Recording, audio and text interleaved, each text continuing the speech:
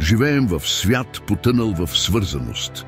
Смартфони, социални мрежи и интернет обещават да ни сближат, но изглежда, че сме по-разделени от всякога. Как е възможно това? Как един толкова свързан свят може да се усеща толкова разпокъсан? Огледайте се, войните бушуват навсякъде, не само на бойните полета, но и вътре в нас. Борим се за оцеляване, за достоинство. Цели семейства са разкъсани от конфликти. Деца, които би трябвало да мечтаят за бъдещето си, сега мечтаят само за мир. Живеем в свят на имащи и нямащи.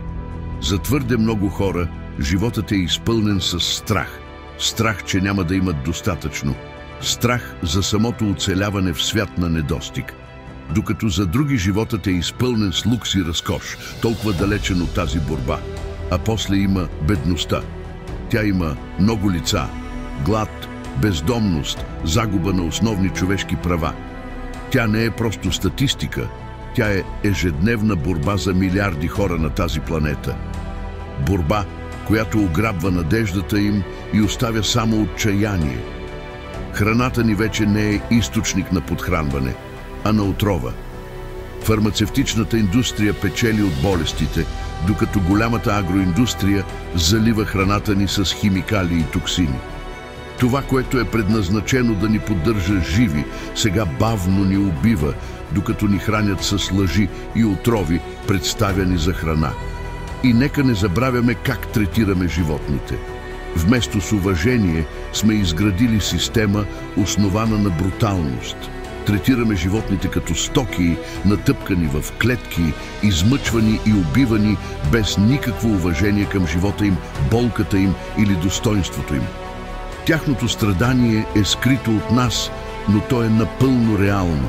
Толкова сме разделени сега по държави, по нации, по имигранти и неимигранти, по раса, по политически партии и по хиляди други етикети. Тези разделения късат тъканта на това, което сме като човешки същества. Вместо единство, позволихме на граници, идеологии и етикети да изградят стени между нас. Нашите правителства и институции, някога създадени за да ни служат, сега са се превърнали в наши господари. Контролирани от невидими сили, те се използват не за нашето благо, а за власт, пари, войни и поробване. Системите, предназначени да защитават и овластяват, са станали инструменти на потискане и контрол. Нашата планета, единственият дом, който имаме, крещи за помощ. Обезлесяване, замърсяване, експлоатация, климатични промени – това не са просто модни думи. Те са безмълвните писъци на един свят в болка. Всяко отсечено дърво, всяка отровена река, всеки изчезнал вид е част от нас, загубена завинаги. Психичното здраве често се води в мълчание. Депресия, тревожност, самота – те са невидими, но толкова истински. Хората се пречупват под тежестта на собствените си умове. Понякога всичко това изглежда непреодолимо. Война, омраза, разделение, бедност, болести, отчаяние. Как стигнахме до тук? Създадохме свят натежал от разрушени принципи и системи, ръководени от страх, алчност и недостиг. Но по-важният въпрос е: как ще се измъкнем от това? Отговорът започва с теб.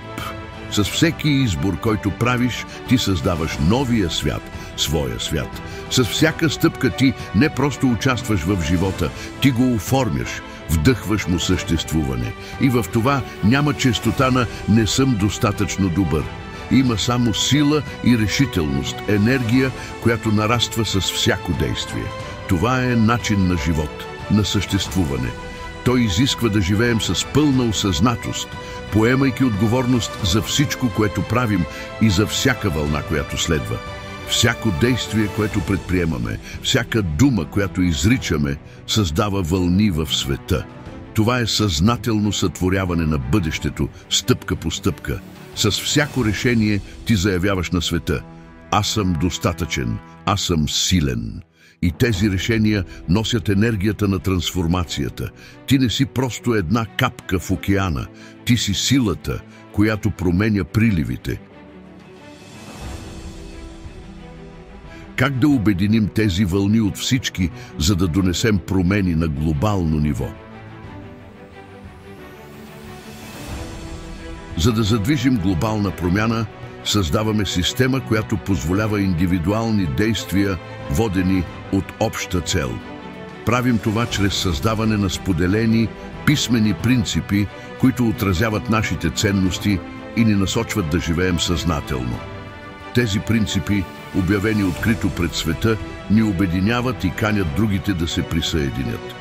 По-важното е, че те служат като инструменти за синхронизиране на нашите организации, институции и правителства с по-дълбоката ни цел.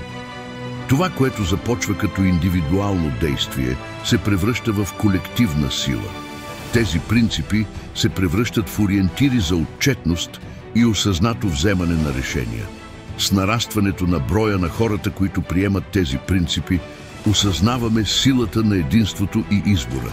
Всеки похарчен долар, всеки подаден глас оформя света около нас.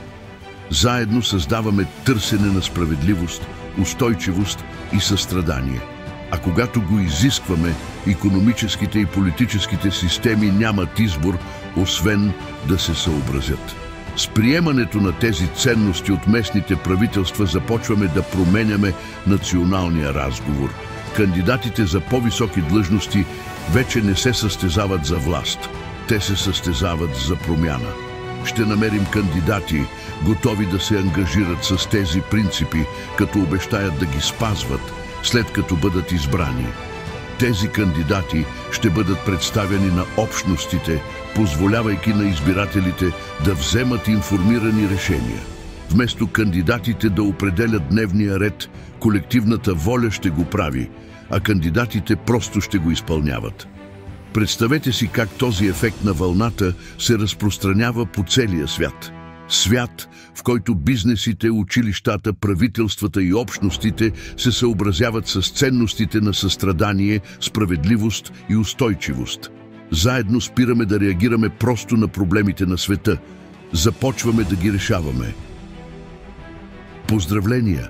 Създадохме нов свят на мир и изобилие за всички.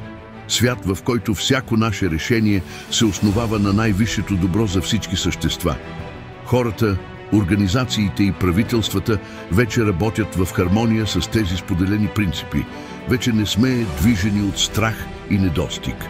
Ръководим се от състрадание, справедливост, устойчивост и изобилие. Като живеем според тези принципи, вече не позволяваме несправедливостта да процъфтява. Вместо това създаваме единна сила за добро в световен мащаб. Ще бъдем неотстъпчивата и неизбежна сила, която ще роди новия, по-добър свят от далечната пепел на стария.